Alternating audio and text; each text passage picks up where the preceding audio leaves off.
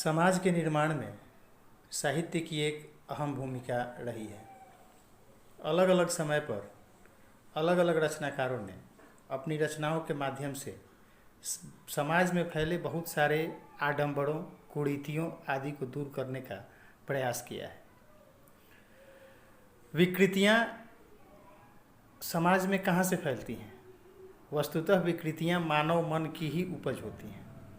कभी कभार मानव मन भी आशंकाओं और भ्रांतियों का शिकार हो जाता है।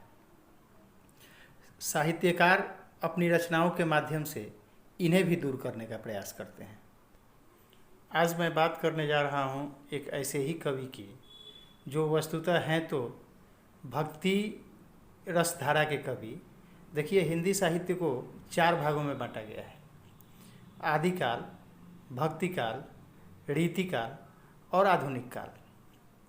आज मैं जिस कवि की चर्चा आप लोगों के समक्ष करूंगा वो भक्तिकाल के कवि हैं। कृष्ण भक्ति धारा के प्रमुख कवियों में सूरदास, रसखान और मीराबाई का नाम बड़े ही आदर के साथ लिया जाता है। इन तीनों कवियों में सूरदास सबसे अग्रणी माने जाते हैं। कहा गया है कि सूर शशि तुलसी रवि उड़गण केशव दास, अब के कवि खद्योत्सम जहाँ तह करही प्रकाश। अर्थात सूरदास चांद हैं और तुलसीदास सूर्य हैं तथा केशवदास सितारे जैसे हैं। आधुनिक कवि जुगनुओं के जैसे हैं जो कभी कभार जहाँ तहाँ प्रकाश फैला दिया करते हैं। सूरदास का जन्म मथुरा के निकट रुनकता, कुछ लोग इस गांव को रेणुका के नाम से भी कहते हैं, में सन 1478 ईस्वी में हुआ था। कहा जाता है कि ये जन्म से अंधे थे। हालांकि सूरदास के जन्मांध होने के संबंध में विद्वज्जनों में मतभेद है।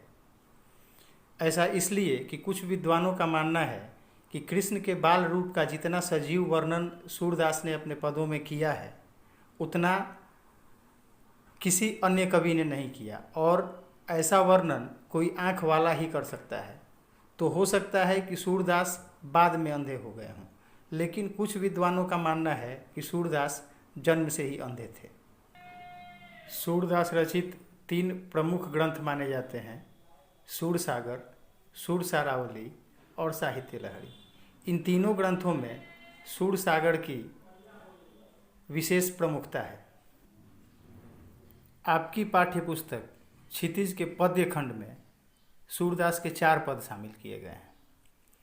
अभी मैं उन्हीं में से एक का यानी पहले पद का वर्णन आप लोगों के समक्ष करूँगा। ये पद है: उद्धव तुम हो अति बड़भागी।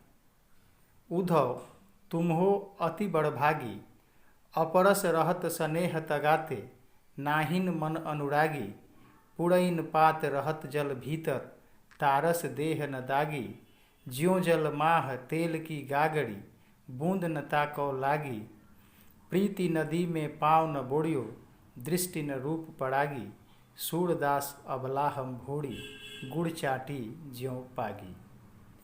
अर्थात, हे उद्धव, तुम बहुत बड़े भाग वाले हो। उद्धव तुम हो अति बड़भागी, तुम बहुत बड़े भाग्य वाले हो, बहुत बड़े किस्मत वाले हो। अपरस रहत स्नेह तगाते, नाहिन मन अनुरागी, तुम अभी तक स्नेह के धागे से बंध नहीं पाए, स्नेह के धागे से जुड़ नहीं पाए, और न ही तुम्हारे मन में किसी के प्रति किसी तरीके का कोई अनुराग उत्पन्न हुआ है। ठीक वैसे ही जैसे पुरैन पात रहत जल भीतर, तारस देह न दागी।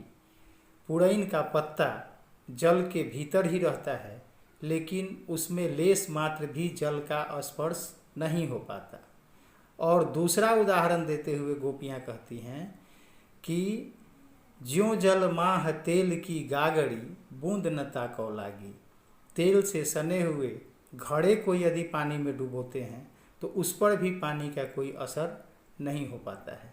प्रीति नदी में पाँव न बोड़ियो, दृष्टि न रूप पड़ागी। तुम प्रीति अर्थात प्रेम की नदी में तुम्हारे पैर तक का स्पर्श नहीं हो पाया है और आज तक तुम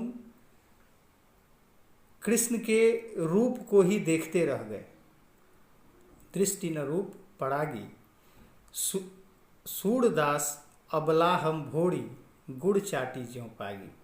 अपने आप को गोपियाँ कहती हैं कि हम अबलाएं गुड़ में लिपटी हुई उन चींटियों के जैसी हैं जिन्हें ये बखूबी पता है, जो इस बात को अच्छी तरह से समझ रही हैं कि वो इससे बाहर नहीं निकल सकती हैं, फिर भी वो उसी गुड़ का रसास्वादन करती हैं, उसी के स्वाद का आनंद लेती हैं और उसी में चिपटे चिपटे लिपटे लिपटे अपना प्राण त्याग देती हैं।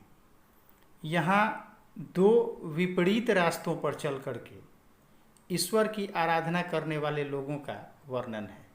एक उद्धव हैं जो ज्ञान मार्गी हैं, उनके लिए ज्ञान प्राप्त करके ईश्वर को प्राप्त किया जा सकता है, ऐसा उनका मानना है।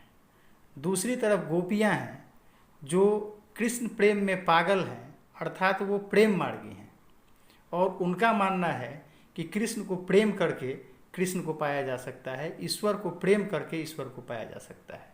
यहाँ उद्धव के लिए कृष्ण सिर्फ कृष्ण है। हम कह सकते हैं कि उद्धव के लिए कृष्ण एक व्यक्ति है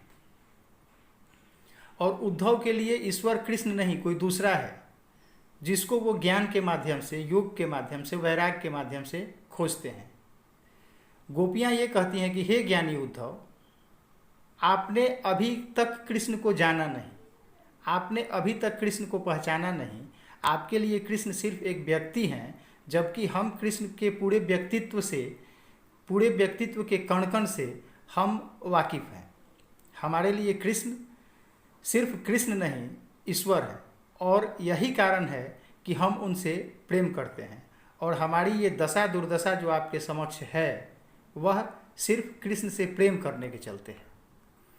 आप जिस ज्ञान, योग और वैराग्य की शिक्षा हमें दे रहे हो या ये बता रहे हो कि इसके माध्यम से ईश्वर को पाया जाए, तो हमारे लिए वह बिल्कुल व्यर्थ है। हम आपके कहने से कृष्ण को प्रेम करना नहीं छोड़ सकते हैं। हम कृष्ण के प्रेम में उन चींटियों जैसा अपना प्राण त्याग देंगे जो गुड़ में लिपटे हुए अपने जीवन का अंत कर देती हैं।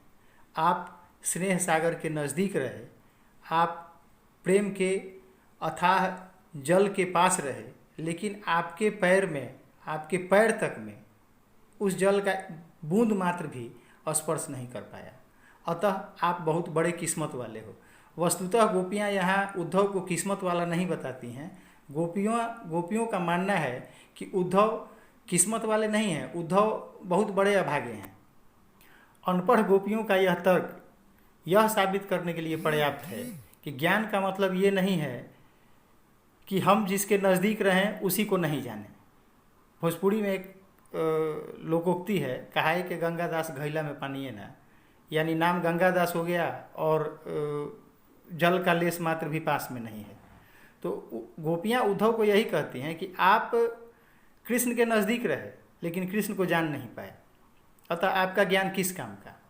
आप ज्ञानी हैं, ये हमको संदेह है। हमको आपके ज्ञान पर, आपके रास्ते पर, जो वैराग्य का रास्ता आप अपना करके ईश्वर को पाने की कोशिश करते हैं, या हमें समझाने आ गए कि वैरागी बन करके ईश्वर को पाया जा सकता है, तो आपका यह ज्ञान किस काम का? बड़भागी कहकर गोपियों द्वारा उद्धव को अभागा साबित करने का जो व्यंग है वह इन दो उदाहरणों से स्पष्ट होता है कि पुड़ैन पात रहत जल भीतर, तारस देह न दागी, और ज्यों जल माह तेल की गागड़ी, बूंद न ताको लागी। और अपनी स्थिति का वर्णन जो गोपियों ने किया है वह हमको इस पंक्ति में दिखता है कि सूरदास अबला हम भोड़ी, गुड़ चाटी ज्यों पागी।